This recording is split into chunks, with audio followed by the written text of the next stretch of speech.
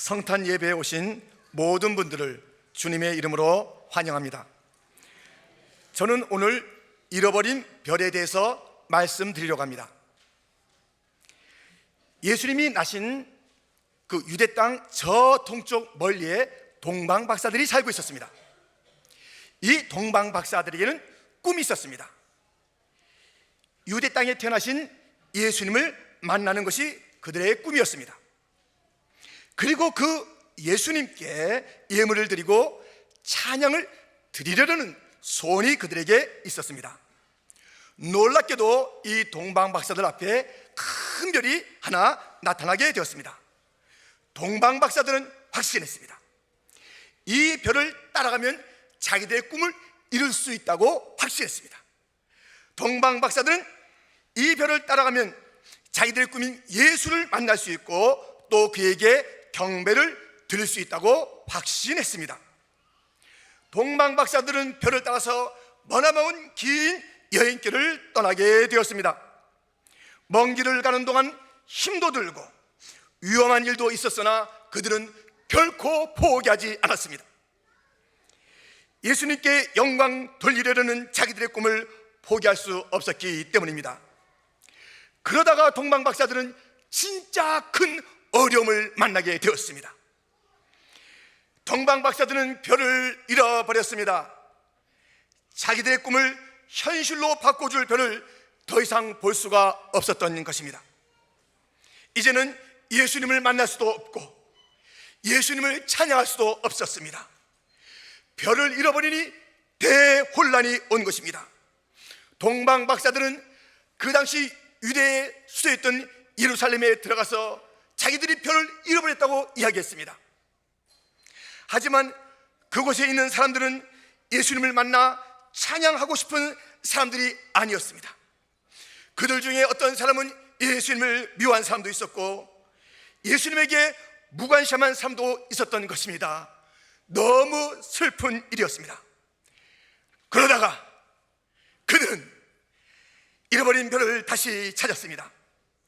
동방 박사들은 다시 보이기 시작한 그 별을 따라 갔습니다.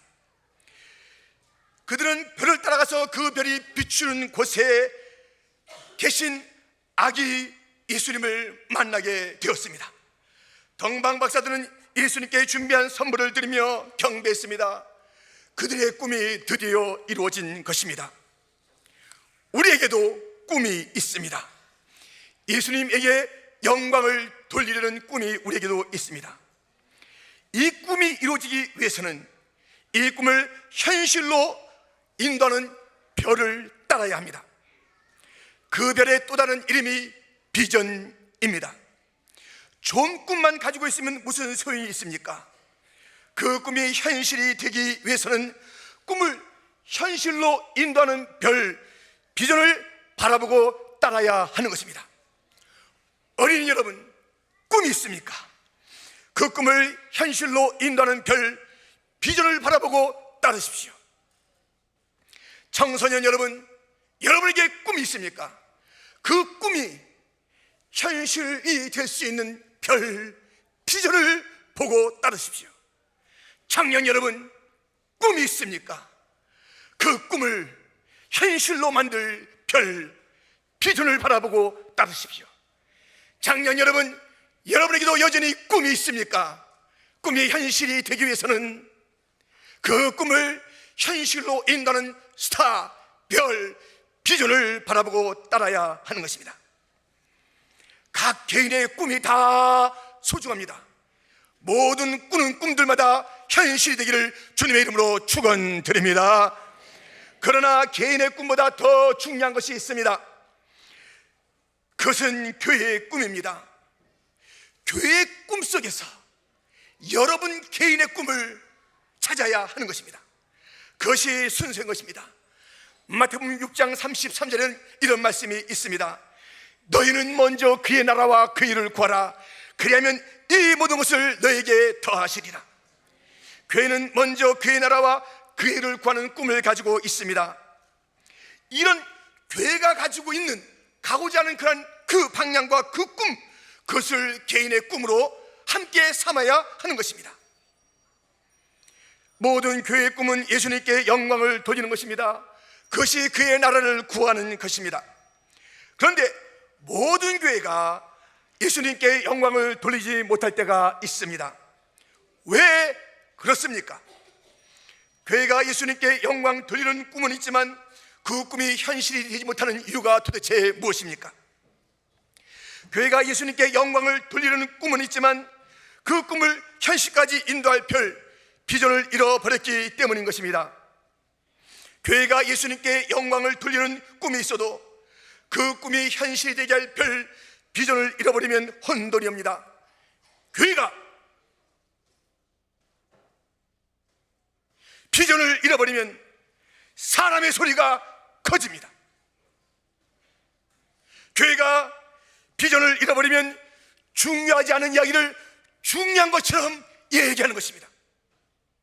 교회가 비전을 잃어버리면 내가 잘났다고 싸우는 것입니다. 우리의 교회의 비전은 무엇입니까? 어떤 비전을 따라가야 예수님께 영광을 돌릴 그 꿈을 이룰 수가 있습니까? 비전은 우리가 만드는 것이 아닙니다. 비전은 보이는 것입니다. 동방 박사들이 별을 만든 것이 아닙니다. 그린 것이 아닙니다. 동방 박사들에게 별이 보인 것입니다. 우리 교회의 비전은 우리가 만든 것이 아닙니다. 우리 교회의 비전은 세 가지입니다. 첫째, 모든 성도들이 예수님의 신실한 제자가 되는 것이 우리 교회의 꿈입니다. 비전입니다. 그러기 위해서 우리 모든 성도들은 여기서든 규편에서든 예배하며 훈련하며 교육하는 것이 필요한 것입니다. 둘째, 우리의 비전이 무엇입니까?